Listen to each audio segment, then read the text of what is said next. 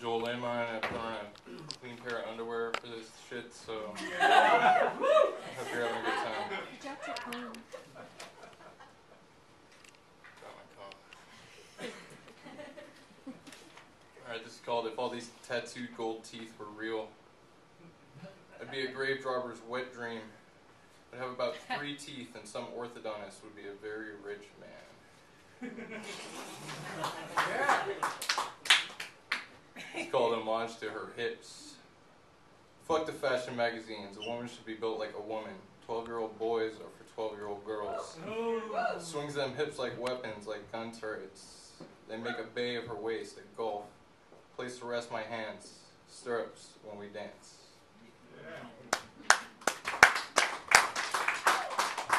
It's called, there's some old ones, so you people who are familiar with me, bear with me.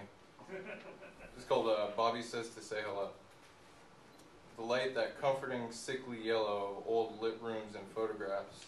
The small, worn table, square against one wall. This cozy apartment kitchen, a beating heart in the corpse of this labyrinth shell of a mansion. Your father and I sit with chipped mugs and talk frankly of you, old friends, though we have never met. Odd, long dead, he visits only my dreams. This always makes you angry, as if I've summoned him, harboring some vague ill intent. Of course I haven't.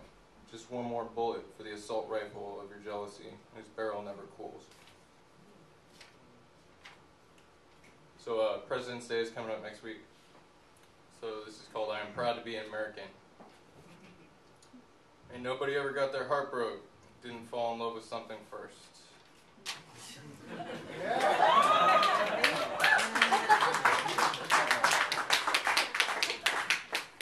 So I have a few new ones tonight. I've been thinking about fucking a lot lately. This isn't about that. It's called Nuclear Envelope. Lately, the invisible gaps in my life have been making their presence known. The way the gaps between your teeth announce their presence after a cleaning at the dentist's. Proximity and distance have become improbably disparate again. Keep having this dream, and the dream I can fly, which you would think would be pretty cool. Problem is I can't land. I can get my feet within millimeters of the ground, but they never quite touch. I can slow down, but I can never quite stop. Can't stand still, can never sit down.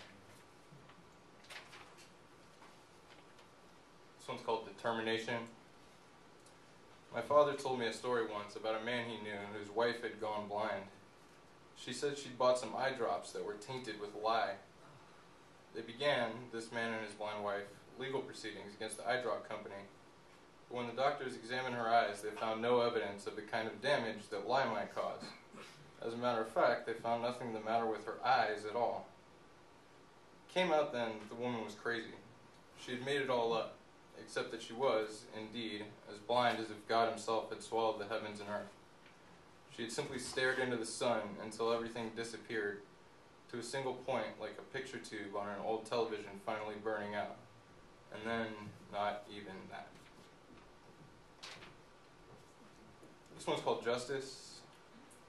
I found pamphlets advertising feng shui scattered all over the staircase.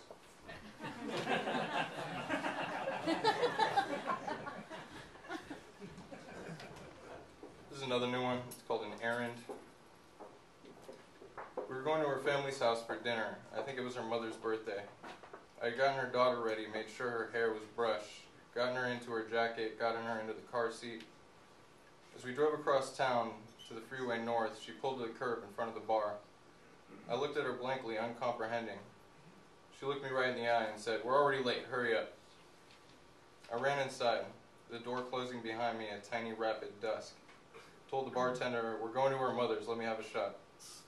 He smiled, filled a tumbler to the rim. I took it back in one swallow, left $1 on the bar, and trotted back out to the car.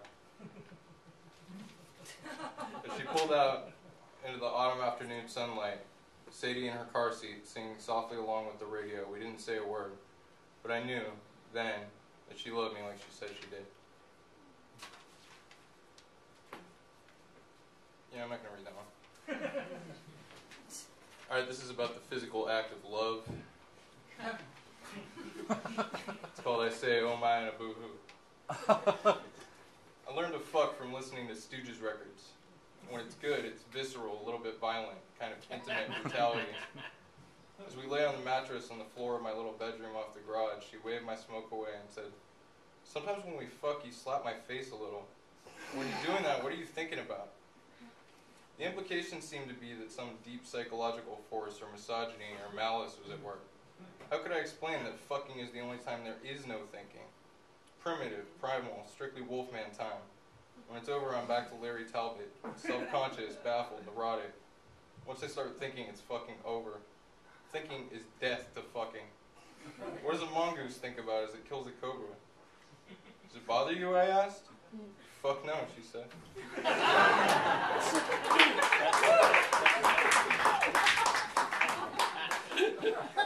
not going to read that one either.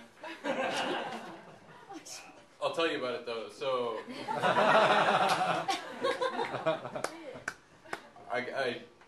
in one day I had like this country music day, and I lost like my job and my girl and my stepdaughter and my place and my fucking cat. Oh, the cat. And so I moved to San Francisco to like get away from it. And the woman and her daughter were really pretty, and so they had done like this stock photography, so they decided to use her photo in these ads, and they were on the bus. So every time I got on the bus downtown, I had to fucking stare at my ex. It was awesome. I wrote a poem about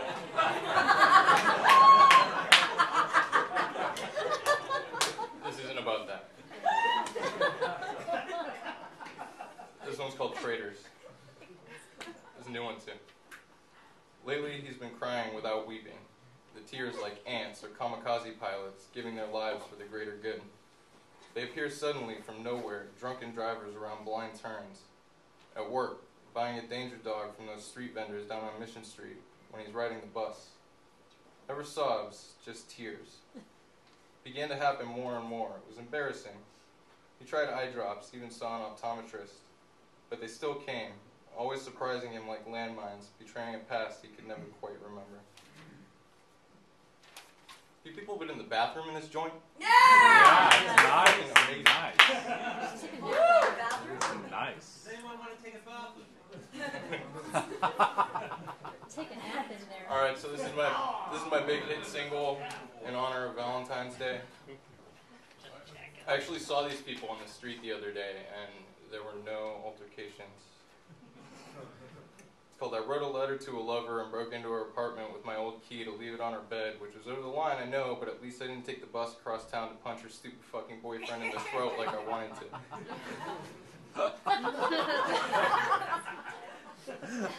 It went like this. Dear Dollface, fuck you. Love, Joel. What can I say? I'm a poet.